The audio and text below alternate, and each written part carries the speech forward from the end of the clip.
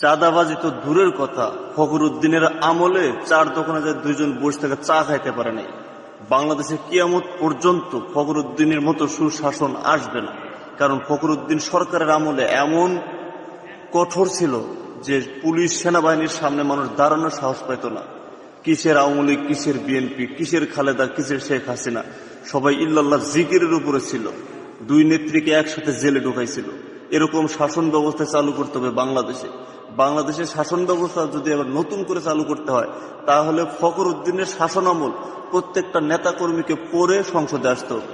ফখরুদ্দিনের শাসনামলের সেই সোনালী দিনগুলো আজও মনে পড়ে।